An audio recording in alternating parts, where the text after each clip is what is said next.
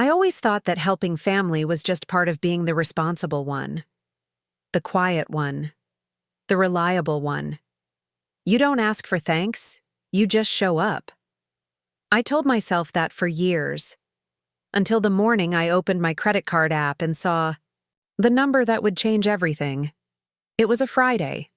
I had just made my coffee, hazelnut, extra strong, and sat down at the kitchen table with my laptop. A notification buzzed on my phone. Your balance is lower than usual. I blinked. Tapped in. Maybe I'd forgotten a bill. Maybe I'd finally splurged on something and didn't remember. But no. There it was. A $1,800 charge from a high-end boutique downtown. A store I'd never set foot in. My stomach dropped. For a second, I actually wondered if someone had stolen my card. Identity theft, maybe? But then I remembered something. Last week, family brunch. My sister Rena had stayed the night. I'd gone upstairs after dessert, left my purse by the couch, the same way I always do when I'm home. When I came down, she was scrolling through my phone, laughing about some meme. You really never lock your stuff, she'd teased, holding up my wallet. I laughed then too. Because, why wouldn't I trust her? Now, that memory didn't feel so funny. It felt like a warning I hadn't heard in time. Still, I didn't say anything. Not right away. Instead, I opened Instagram. Don't ask me why. Maybe I was looking for proof. And there it was. Rena, smiling in a mirror selfie, designer bag in hand. The exact one from the boutique. Caption, little treat for myself. A treat. Paid for with my card. I sat there, my coffee growing. Cold beside me. Not angry. Not yet. Just stunned. Because this wasn't the first time. It was just the first time I couldn't pretend anymore. It wasn't just the bag. It was everything that came before it. The time she forgot to pay her portion of the internet bill and promised she'd send it next week, but never did. The time her card declined at dinner and she just smiled at me across the table like I'd automatically cover it, and I always did. Every small loan that turned into a gift. Every grocery run I footed the bill for because she was between paychecks. Every call that started with, "Hey, can I ask you something?" and ended with me typing in my banking password. I used to tell myself I was just being a good sister. That family helped each other, but it wasn't help anymore. It was habit. A habit she knew I couldn't break. Rena was always the charismatic one, the fun one, the one who showed up late and left with leftovers and compliments. I was the dependable one, the fixer, the one who filled the fridge, paid the deposits, made sure everyone got home safe. And slowly, that became my role. When she missed rent once, I covered it. When her phone got cut off, I reconnected it. When she had a surprise fee on her car registration, I wired her the amount without asking. It was never big at first, never enough to scream about, but like water dripping on stone, it wore me down, little by little. What hurt the most was never the money. It was the assumption, the silence. The way she never even looked surprised when I bailed her out, as if my help was guaranteed. And maybe it was. Because I never said no. Even last year when I was saving for a down payment and told everyone I was on a tight budget, Rena still asked if I could spot her for a weekend trip she'd already booked. When I hesitated, she pouted. "You've always been the strong one," she said, and I caved. But something about that $1,800 charge. It felt different. She hadn't asked. She hadn't warned me. She'd just taken it, like she was entitled to it, and then posted it like a trophy. That night, I lay awake staring at the ceiling. I wasn't crying. I wasn't plotting revenge. I was just done. Done justifying her behavior. Done carrying the weight of her choices. Done pretending my silence was the same thing as kindness, because if I didn't draw a line now, she'd never stop crossing it. And maybe That was the most painful part. I didn't confront her. I didn't text her. I didn't call to ask, "Why did you do it?" Because I already knew. She didn't think I'd notice. And if I did, she didn't think I'd care. And even if I cared, she didn't think I'd ever say no. That was the real problem. She was right, until now. So I did something I'd never done before. I opened my banking app, selected the emergency credit card she'd been using for rent and emergencies, and hit one button, freeze card. That was it. No explanation, no warning, just done. Rent was due in 3 days. I knew the date well. I'd helped cover it twice last year when her account glitched. This time, I didn't remind her. I didn't send a heads up. I just waited. The day came. Quiet. Unremarkable. I made tea. Took a long walk. Sat down at my desk to review my monthly expenses, and smiled for the first time in a while. At exactly 3:17 p.m., my phone rang. Rena. I didn't pick up right away. Let it ring once, twice, 3 times. Then I answered. Her voice was already frayed. "Hey, weird question, but did something happen with the card?" I kept my tone flat.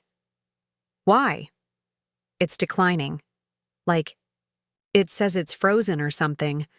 I was trying to pay rent and..." I cut her off. "That card was for emergencies, Rena, not shopping sprees." There was a pause. "Are you serious? You froze it over a bag? It's just a few things I was gonna pay you back." I almost laughed. Like the groceries? The rent last March? The phone bill? Or was this different? She got defensive. "Why are you being so dramatic?" And I said it. "I'm not. I'm being clear." I hung up. She called again. I didn't answer. She texted, "This is really petty, Ayla. You're better than this." And for the first time, I realized she had no idea who I was anymore, because I wasn't being petty. I was finally being fair, to myself. I had let her write the rules for so long she assumed I'd never flip the board. But this time, I did, and the silence that followed felt better than any apology she could have fake whispered.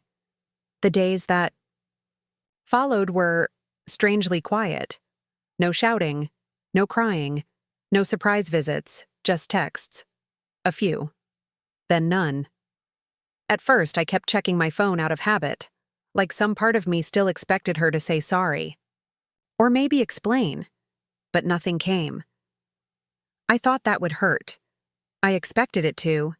Instead, it felt like relief. I went online and officially removed Rena from every shared account, the grocery delivery app, the digital wallets, even the old rideshare family plan she'd somehow stayed on for years. I deleted the reminders I'd set to help her stay on track.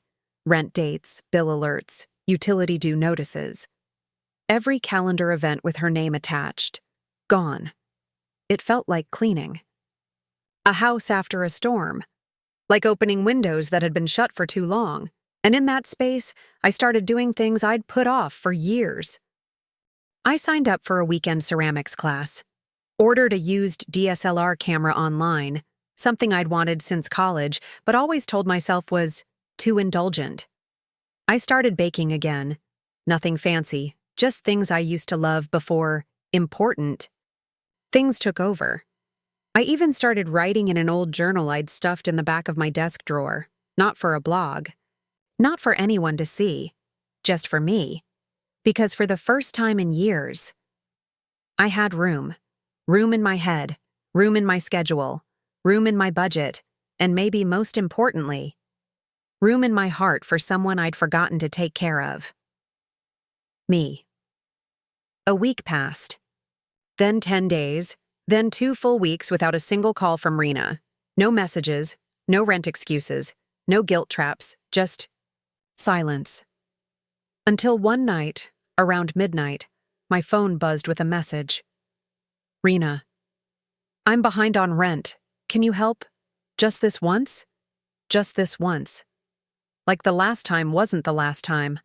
Like there weren't 10 just once moments.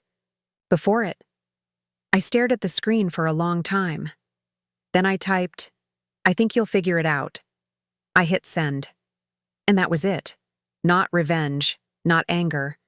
Just detachment. A clean cut without the usual sting. That night, I slept without waking, up in the middle of the night worrying about who I needed to rescue next. The next morning, I took my coffee to the window, opened my laptop, and clicked Start Course on a video editing class I'd saved months ago. It felt small, but also huge. Like choosing myself wasn't just symbolic anymore. It was real. It wasn't over. Not yet. I'd assumed the silence was her acceptance. But I had forgotten how people like Rena behave when silence doesn't bend you. They find a new way to control the story. A few days after I sent that last message, my friend Leah sent me a screenshot, a Facebook post. Rena had written, "Some people forget what family means. Some sisters turn their backs the moment things get inconvenient. But it's okay. I've always been the one who cared anyway." Over 50 likes, dozens of comments, crying emojis, heart reacts, people calling her strong and brave. I didn't flinch. Not this time. She followed it with another post. This one with a picture of a packed box and a caption. "Moving is hard, especially when your own blood leaves you stranded." I knew what she was doing. Not asking for help, just asking for sympathy. But she wasn't telling the truth, and I'd stayed quiet long enough. So I made one post. One. No bright colors, no dramatic quote, just a calm caption. My silence wasn't forgiveness, it was a warning. Here's the truth. I uploaded a photo of the $1,800 charge, a spreadsheet of past transfers, rent, groceries, bills, all in my name. Screenshots of messages where I reminded her, gently, to pay me back. And one final note. Sometimes boundaries look like betrayal to people who benefited from your lack of them. It didn't go viral. It didn't need to. The people who mattered saw it. And they remembered what kind of person I was. Support came in quietly. Private messages, old friends commenting, "I always knew you were the one holding things together." You don't owe anyone an explanation, but thank you for giving. 1. By the end of the day, Rena had deleted her posts. A few of her friends even removed their comments. And just like that, the public shame campaign lost oxygen, because the truth, when spoken quietly and clearly, hits harder than any outburst ever could. I didn't post anything else. No follow-ups, no explanations, no "and another thing" moments. Because it wasn't about winning anymore. It was about release. A few days later, I got a final text from Rena. "I didn't know you were keeping score." I read it, then locked my phone. Because the truth was, I hadn't been, until I had no choice. For years, I let things slide. Told myself it was normal. Family helped family. Even when it hurt. Even when they took more than they gave. But now, I was done. And it didn't feel like failure. It felt like freedom. Weeks passed. I kept going to my pottery class. I started volunteering at the community center on Saturdays. I took long, aimless walks in the evening. I laughed more. I slept better. And one quiet afternoon, I got an email from the real estate app I'd used a year ago. "New property listing in your area, shared apartment, urgent rent needed." The address was familiar. Rena's. I didn't click the link. Didn't scroll for pictures. Didn't wonder what happened. I just closed the tab and made a cup of tea. Because her downfall wasn't my victory. Her mess wasn't mine to clean up anymore. People still ask me if I talk to her, if we ever made up. And I tell them the truth. I didn't walk away from my sister. I just stopped carrying her. Stopped shrinking myself to protect her from her own consequences. Stopped twisting my budget, my boundaries, my peace, for someone who never even said thank you. And maybe the saddest part is, I don't hate her. I just don't trust her anymore. That's not revenge. It's healing. Some nights I still think about all the little things I gave up over the years. The trips I didn't take, the clothes I didn't buy, the hobbies I pushed aside to help someone else stay afloat. But now, I use that same energy to build something new. Something mine. A life with space to breathe. A home with no hidden burdens. A future where my choices don't revolve around cleaning up someone else's chaos. I once thought being a good sister meant always saying yes. Now I know.